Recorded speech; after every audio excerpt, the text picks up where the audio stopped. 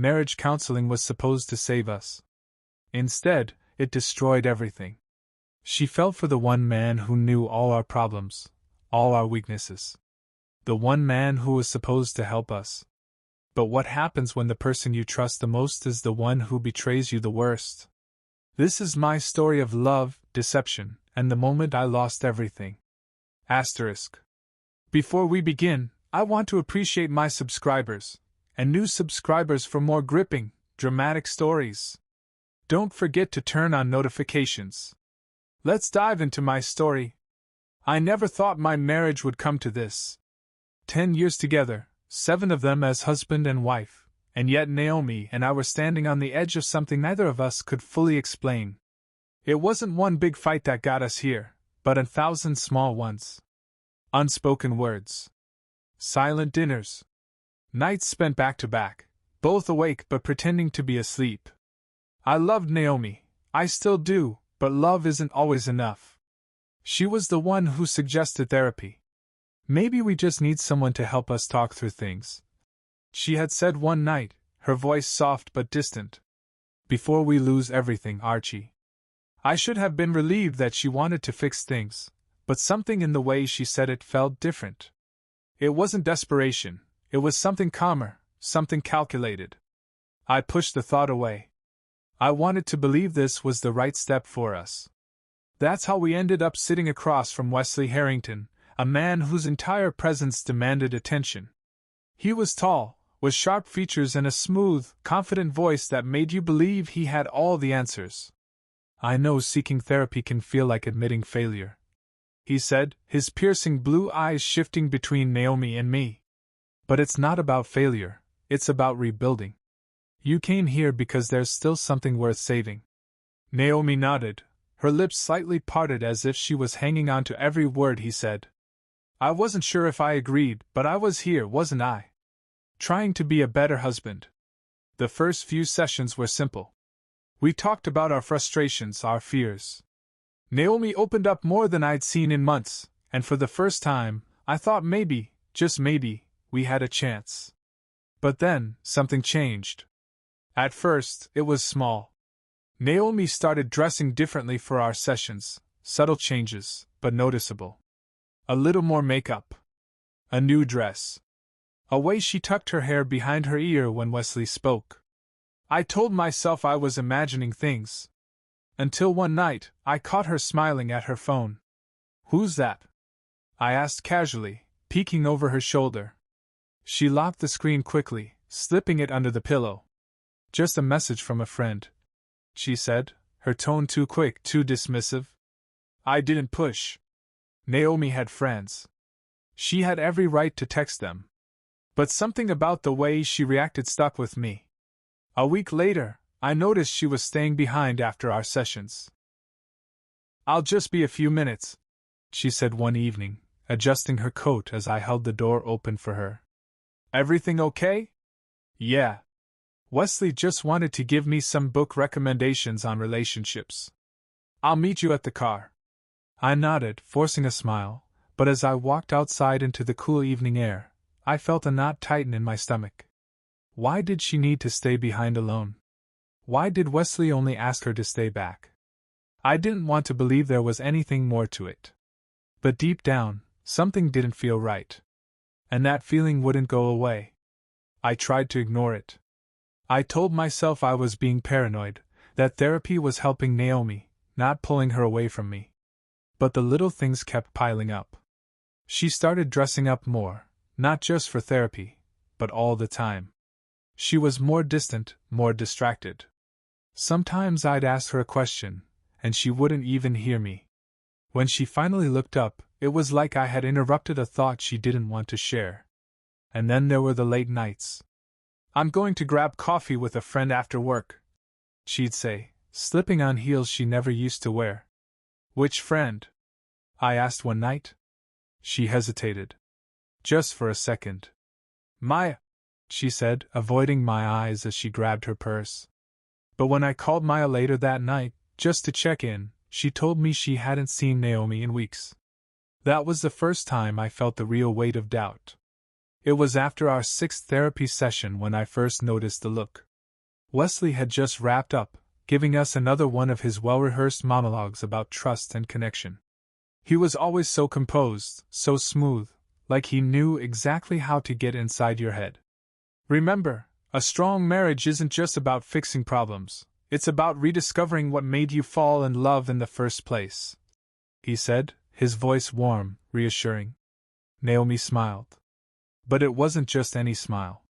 It was a smile meant for him. Soft. Admiring. Intimate. And then he looked at her. A flicker of something passed between them. Something unspoken. Something undeniable. My stomach twisted. I didn't say anything as we left his office, but I watched Naomi carefully.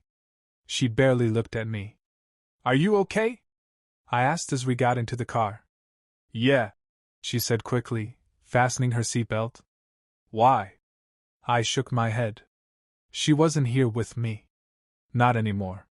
One night, long after Naomi had gone to bed, I found myself sitting in the dim glow of my phone, staring at Wesley Harrington's name. I searched for him. Read reviews. Articles. He had a stellar reputation, a long list of high-profile clients. Married couples swore by him. He was seen as some kind of miracle worker. But nowhere did it say how many wives had fallen for him. I scrolled through his social media, looking for anything that would confirm my suspicions. Anything. And then I found it. A picture. A simple, black and white shot of his office. But in the corner of the image, barely visible, was something that sent a chill down my spine. A reflection in the glass? A woman's silhouette. She was turned away, but I knew that posture. That hair. That dress. Naomi. In his office. Alone. I couldn't sleep that night. I lay in bed, staring at the ceiling, my mind replaying that reflection in the glass over and over. Naomi. Alone. In his office. I wanted to believe there was a logical explanation. Maybe she had stayed late for an extra session. Maybe she needed more guidance. But deep down, I knew better. She was lying to me. The next morning, Naomi was in the kitchen, sipping her coffee like nothing was wrong. I sat across from her, watching the way she avoided my eyes. How was coffee with Maya last night? I asked casually. She hesitated, just for a fraction of a second. It was nice. We caught up for a while. A cold, bitter laugh rose in my throat. She didn't know I had already spoken to Maya. I wanted to call her out on it. To throw the truth in her face. But I didn't. Not yet. I needed to see it with my own eyes. That night I followed her.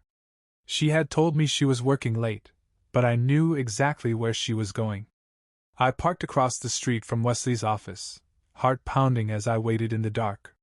The lights inside were still on, casting long shadows against the blinds. And then I saw them. Naomi stepped into view first, her back to the window. Wesley stood close, too close. His hand grazed her arm, his body leaning in, his lips moving with soft, carefully chosen words. She didn't pull away. Instead, she tilted her head slightly, exposing her throat, a subtle movement, but one that sent rage burning through me. Then, Wesley reached for the blinds. And just before he shut them, I saw it. Naomi's hands sliding up his chest. Their bodies closing the distance. And then, they disappeared from view. I don't remember getting out of my car. I don't remember storming across the street. All I remember was the sound of my fist slamming against his door. Once. Twice. 3 times. Open the damn door, Wesley! There was silence. Then, muffled voices. Then, Naomi's voice, shaken, panicked. Archie, what are you doing here? I clenched my jaw. Why don't you ask yourself that? The door finally opened, and there she was. Hair disheveled, breath uneven. Behind her, Wesley stood calm, too damn calm. This isn't what it looks like, she said quickly. I let out a bitter laugh. Then tell me, Naomi. What the hell is it? She opened her mouth, but nothing came out. Because we both knew. We both knew. The silence was suffocating. Naomi stood in front of me, her body half blocking the doorway as if she could shield Wesley from the explosion that was about to happen. "Archie, let's talk about this somewhere else," she pleaded, her voice low, trembling. "Somewhere else?" I let out a bitter laugh, shaking my head. "No. We're talking about it right here. Right now." I stepped forward, but Wesley finally spoke. "I think it's best if you calm down, Archer." His voice was steady, controlled, too controlled. I turned on him so fast he barely had time to react. "You think I should calm down? After I just caught my wife in your office, alone, after hours?" Wesley didn't flinch. He didn't even try to deny it. And that pissed me off even more. "We were just talking," Naomi rushed to say. A lie. Another damn lie. I looked past her, scanning the dimly lit office, the faint scent of cologne mixed with something softer. Feminine. Hers. The couch cushions were slightly out of place. A half-empty glass of wine sat on his desk. Naomi's purse was resting on the armrest, like she had made herself comfortable. My chest tightened. How long had this been going on? "You've been lying to me for weeks," I said, my voice shaking with anger. "Coffee with Maya? Late nights at work? It was all him, wasn't it?" Naomi swallowed hard, guilt flashing in her eyes. That was all the answer I needed. I turned on my heel and walked away. "Archie, wait!" she called after me, but I didn't stop. I couldn't. Because if I looked at her for one more second, I might not be able to control what I said next. She came home late that night. I was sitting in the living room, the only light coming from the street lamp outside. She hesitated in the doorway, as if unsure whether she was welcome anymore. "Archie!" she started softly. "How long?" I cut her off. Naomi's hands trembled as she set her purse down. "It wasn't. I mean, we never." I let out a sharp, humorless laugh. "Don't insult me, Naomi." "How long?" She closed her eyes. A beat. A pause. A moment too long. 2 months. A sharp pain shot through my chest. 2 months. 60 days of lying to my face. "Did you sleep with him?" I forced myself to ask, though I wasn't sure I could handle the answer. Naomi's lip quivered. She looked down at her hands. That was all the confirmation I needed. I shot up from my seat, pacing the room as anger and heartbreak twisted together inside me. "You said you wanted therapy to fix our marriage," I spat, shaking my head. "But all along you just wanted him." "No, Archie, that's not true," she cried. It happened. I didn't mean for it to." "You didn't mean for it to?" I whirled around, my vision blurring with rage. "You made a choice, Naomi. Every text. Every late-night meeting. Every damn lie. You chose him." Tears spilled down her cheeks, but I had no sympathy left to give. "I love you," she whispered brokenly. I shook my head, the weight of her betrayal crushing me. "No. If you loved me, this never would have happened." She had nothing to say to that. Because we both knew it was the truth. That night, I slept in the guest room. Or at least I tried to. My mind wouldn't shut off, replaying every moment of our marriage, every time I had trusted her, every time she had looked me in the eye and lied. By morning, I knew what I had to do. Naomi was in the kitchen, looking exhausted, like she had spent the whole night crying. "We need to talk," I said, my voice void of emotion. Her face crumbled. "Archie, please. I'm filing for divorce." The words hit like a bomb. She gasped, shaking her head violently. "No, no, please don't do this. We can fix this." "Fix this?" I let out a dry laugh. "Naomi, you didn't just break my trust. You destroyed it. There's no coming back from that." She sobbed, reaching for me, but I stepped back. "I hope he was worth it," I said coldly before walking away. And this time, I didn't look back. The days that followed felt like moving through a fog. I wasn't sure how I expected Naomi to react after I told her I was filing for divorce, but I hadn't expected this. She refused to leave. Archie, we need to talk about this, she pleaded over and over. But what was there to talk about? She had spent months sneaking around with another man, her therapist, no less, and now she wanted me to listen? I couldn't do it. I packed a bag and left instead.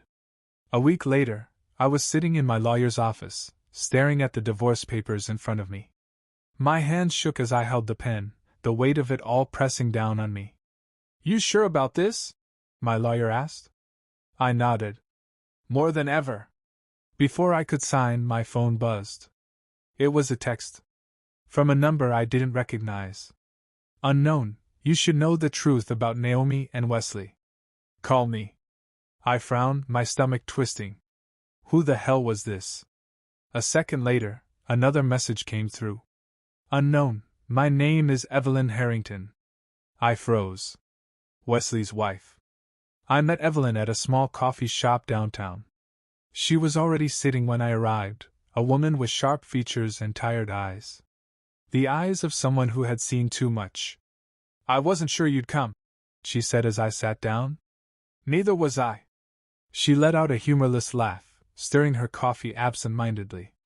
I assume you already know about Naomi and Wesley. I clenched my jaw. Yeah. I know. Evelyn studied me for a moment. Do you know how long it's been going on? 2 months, I said bitterly. She scoffed. Try 6. My heart stopped. No, I said, shaking my head. Naomi said. Naomi lied. Evelyn cut me off. The words hit like a bullet. I've known for a while, she admitted. At first, I thought it was just emotional. But then, I started watching closer. Checking his phone when he wasn't looking. And then I found this. She slid a folded piece of paper across the table. I hesitated before opening it. It was a hotel receipt. Naomi's name was on it. A date. 6 months ago. My stomach twisted violently. She had been sleeping with him long before she ever suggested therapy. It was never about fixing our marriage. It was about being close to him. I stormed back to the house that night, rage burning through me like wildfire. Naomi was in the living room when I walked in, her eyes lighting up with hope, until she saw my expression. Where is it? I demanded. She blinked. Where's what? I threw the hotel receipt on the table. Her face strained of color. 6 months, Naomi? I shouted. You've been screwing him for 6 months? Tears welled in her eyes. Archie, please. Don't you dare beg now. I snapped. You didn't even have the decency to tell me the full truth. You let me believe it was just 2 months, like that made it any better. She broke down sobbing. I never meant to hurt you. I laughed bitterly. Then what the hell did you think would happen? That I'd never find out? Naomi covered her face, but I wasn't done. Did you ever love me? Or was I just something to pass the time until you could be with him? I did love you, she cried. Then why wasn't I enough? My voice cracked, raw with emotion. She couldn't answer. She just stood there, broken, defeated, guilty as hell. Get out, I said coldly. She gasped, shaking her head. Archie, no. Get out, I roared. She flinched but didn't move. So I grabbed her suitcase, threw it onto the floor, and pointed to the door. I will never forgive you for this, I said. So don't even try. Tears streamed down her face as she slowly picked up the suitcase. She hesitated at the door, one last look, one final plea. I'm sorry, she whispered. Then she was gone. And just like that, so was my marriage. The divorce was finalized 3 months later. I never saw Naomi again. I heard from a friend that she moved out of town. As for Wesley, he lost his practice, thanks to Evelyn exposing his unethical behavior. It didn't make the pain go away, but it helped. One night, as I sat on my balcony, looking at the city lights, I realized something. I survived. I was broken, but not destroyed. And one day, I'd find love again. But this time, with someone who deserved it. That's the end.